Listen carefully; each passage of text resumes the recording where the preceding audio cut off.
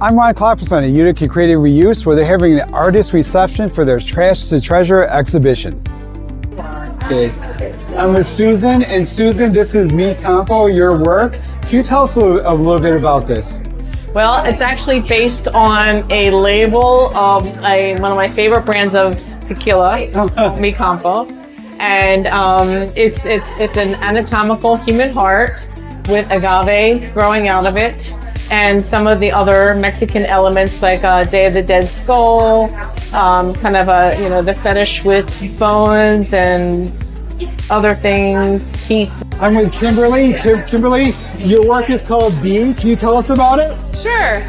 This is called Bee, and this year I did a project about saving the bees and what everybody can do individually to help promote sustainability with the whole bee population. So there's all sorts of things happening with parasites on the bees, and there's little things that we can all do to help keep the bees alive, and it's essential for our agriculture and survival. Yeah. So we all should, try to do a little bit. I think we can all do our part. If you have a place to possibly put clover or a little bath with water, or if you can plant wildflowers there.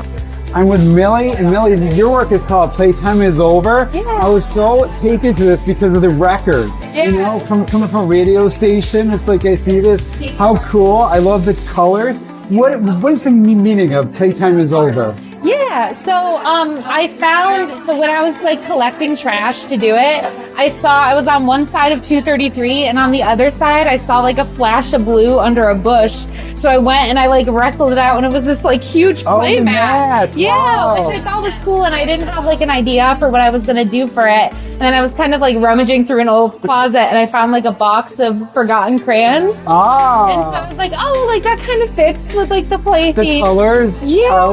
Yeah. I was using a hair dryer to melt the crayons onto it, and I just kept thinking. So that's what this is melted. So this is paint. So okay, the splatter is melted crayons, and then as I was doing that, I just kept hearing Playtime is over. Ah. So I'm an adult, but here I am melting crayons on a play mat. So that's what I painted, and then the record I actually got from a box that belonged to my grandfather, just a bunch of records. Old records. Records from my time. I don't know what's on it. It says the Letterman, if that means anything. That is definitely before my time.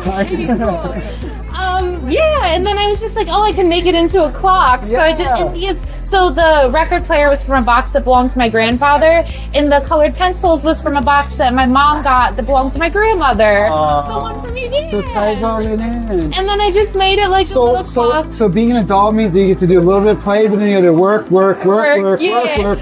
then death. You play for a little bit, and then you work, and then you die. I love that. And so is life. Let me ask you, how important is color to you as an artist? Because obviously there's a lot of color here, a lot of color choice. You see the color in the record label, you see the color reflected in the pencils. Yeah. What does color mean? Why is color important? I think color is because I just think our childhoods are so vibrant and so playful, and then I think adulthood has this weird wash of gray over it. It's work. I ran into a friend of our show, Lorraine here, an award-winning artist yourself. This is the first time you've ever been here to Utica Creative Reuse. What do you think of the place? I am bowled over. I had no idea this was here. I saw your show, I saw that piece, and now I get to see it in real life. You got to see it in real life. So what do you think of some of this art? Let's take a look at some of this stuff over here. I saw you talking to the artist. What I love is the people. What I love, people, yeah. And the diversity, the different pieces. I mean, oh my God, isn't it? It feeds your soul. It feeds the soul. Why is art important, especially in these days? Well, for me, I know my own experience. It keeps me from going crazy. It literally heals me. I believe you got to get the crazy out of your head, get it on paper, get it on the stage. She's going to go do improv right now. She did this, now she's going there. It's incredible, the creative energy around here with these little pockets like this that I didn't know existed in Little galleries, yeah. And then the plastic over there with the So, as an artist, what do you think? What do you see? What do you feel when you look at something like Playtime is Forever over here? So you were talking to the artist. recyclable art, like that piece recyclable. When she talked about, when she said her grandpa gave her the Letterman. she never heard of the Letterman, and I'm like, oh my god, That was even before my time. I would have been googling it. You know, it was like fabulous. It's just fabulous. She pulled that out of the garbage. You know, it's like, yeah. Do you feel like having the found objects adds sort of like more another element to it, another layer, or like more realness or more meaning? Definitely. I mean, it's not just that. It's also the fact that there's, number one, is cheaper to use found objects, and also there's a feeling of scavenging that to me gives me a lot of joy. I mean, just the act of doing it.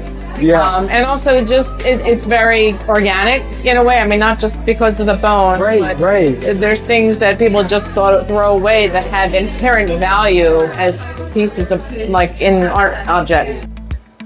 The work here will be on display until October 17th. At Utica Creative Reuse, I'm Ron Klopfanstein for 95.5 FM, The Heat. This is Ron Klopfanstein. Meet me in the hot seat every Monday at 5 p.m. for Hot Seat Media Mondays on 95.5 FM, The Heat.